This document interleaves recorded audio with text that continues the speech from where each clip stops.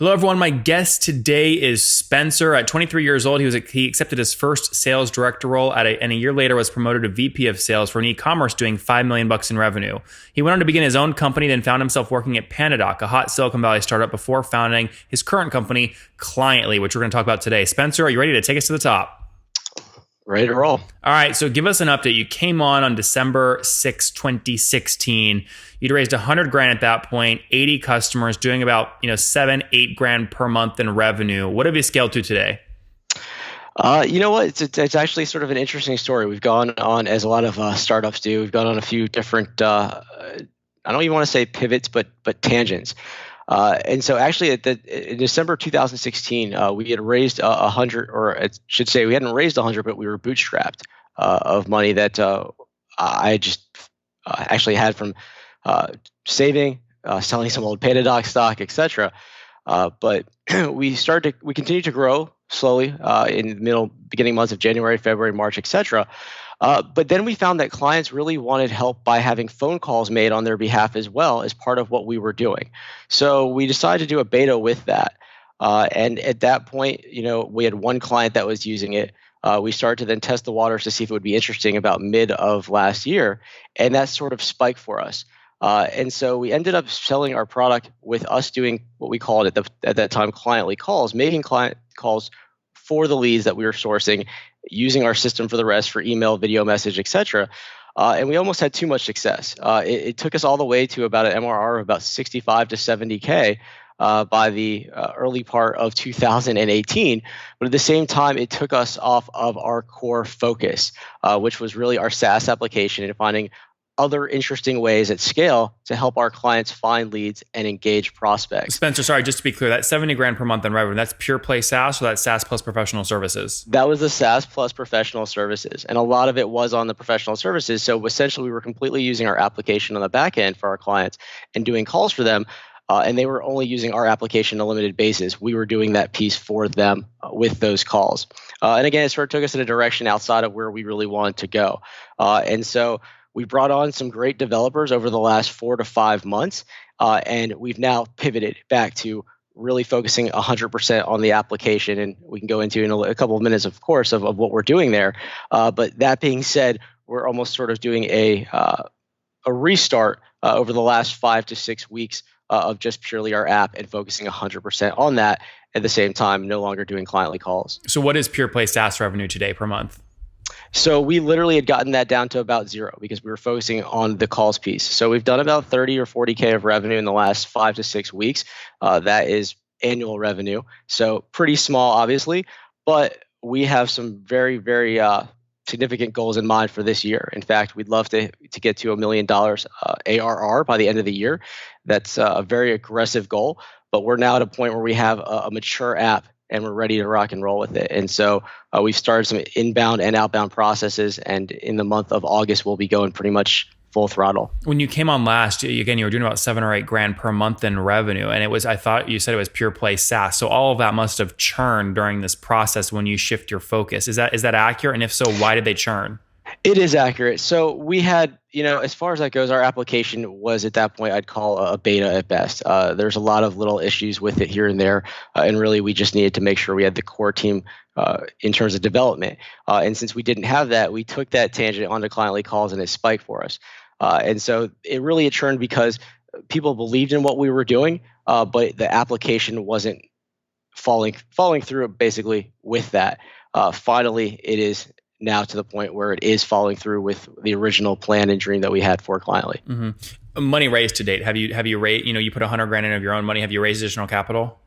We have. We're pretty excited about who our partners are. We raised some capital from a couple of different areas. So one is from the state of South Carolina, which we actually were able to get a small grant in late 2017. How much? Then also $50,000, and then some additional funding from them just a couple of months ago as well.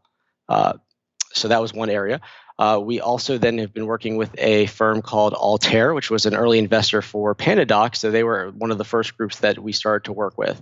And the investor that we're really most proud of is a group that I know you're very familiar with, run by Pat Matthews, called Active Capital. We've been working with them now for about 7 to 8 months, and they're not just an investor for us. They really are truly, advisor and a mentor, even though we don't list them as such. Pat specifically, and so we have 3 different investors to this point. Yeah, no, people come on the show all the time, and then there's deal flow that I kind of help them with on the back end. And Pat goes, I go, here, talk to Spencer, Pat, talk to each other, and Pat's going, Nathan, what do you think? What do you think? I'm like, listen, he saw what worked at PandaDoc. It's interesting. It's a hot space. It's very fragmented though, and so it sounds like you're pivoting and doubling down. Give me the total number though. So how much capital in the business to date? To date, we have raised $700,000. Okay, good. So 700, and that includes the 100 you put in at the beginning. Does not include that. So 800 if you include my own as well. Mm-hmm. Okay, got it. So 800 in, and all of the raise. So from Pat and everything, I know his model is typically a note up front. Or is all this on a note? These are all notes. Yeah. Interesting. Okay, good. So about 40 grand in ARR now, pure play SaaS revenue across how many customers? Literally about 12, 13 accounts. Okay, great. We literally started this process, last week of May, first week of June. Yeah, no, that's fine. So it's probably too early to talk about economics related questions like CAC, churn, ARPU, correct? It is. What I'll sort of really go into for you is our goals, which I think is going to be interesting for others to understand as well, and how we plan to achieve them. And so, I mentioned in terms of, hey, we're looking to reach $1 million of ARR by the end of the year, which is really at this point only another 5.5 plus months. And the way we look at that is, and again, the reason we weren't able to scale earlier is the application just wasn't there. It now is. Yeah, but you were sorry, Spencer. That's a little confusing though, because you were doing more MRR a year and a half ago, pure play SaaS, than you are today. Right. That took us about 10 months to get there. This took us about about 5.5 weeks to get to this point.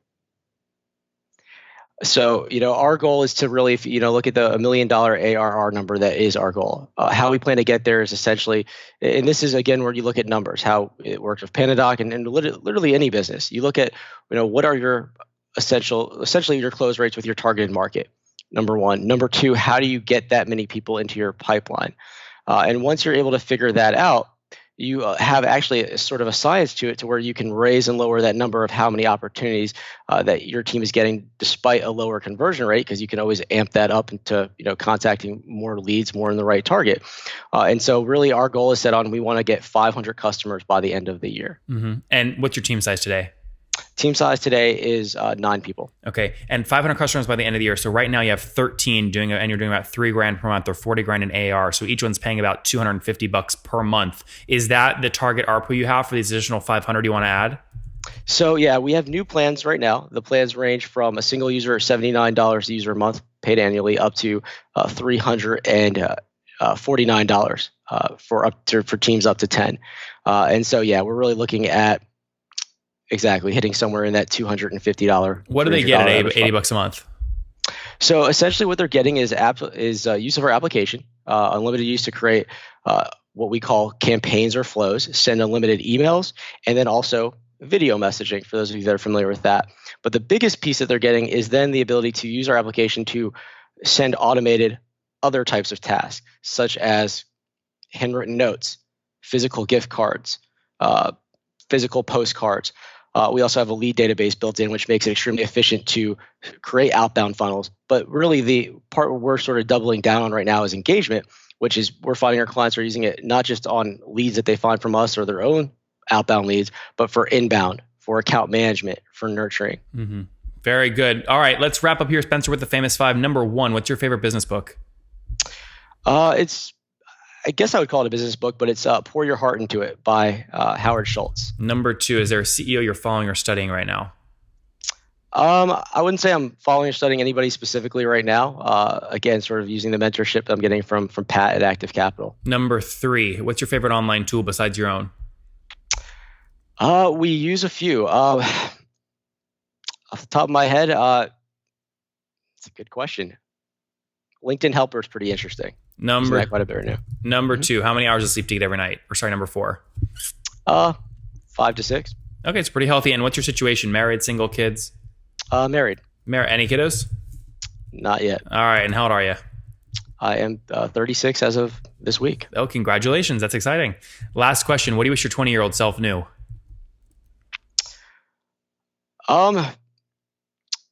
That's I don't have a great answer for that. As far as what I wish they knew is you have to get experience. So I really don't even know what I would tell them, because what I found as I've tried to give feedback and thoughts to those that are younger than me, they're going to have to experience it on their own anyways. So. Yeah. Guys, get experience as fast as you can. Coming from, again, Spencer launched about 1.5 years, 2 years ago with a product, grew it to about $6,000 per month, $7,000 per month in revenue over about 10 months. Then said, there's way more money doing professional services, which he scaled to about 60, 70 grand in revenue per month. But again, it's low margin, hard to scale. So raised additional capital, 800 grand in the company so far. Now relaunching his SaaS platform at Cliently. Again, about 13 customers right now, make up about $40,000 in ARR. He's hoping to really double down over the next 5 months and see if he can hit that $1 million ARR mark. We'll have him back on and see if he does it. Spencer, thank you for taking us to the top. My pleasure.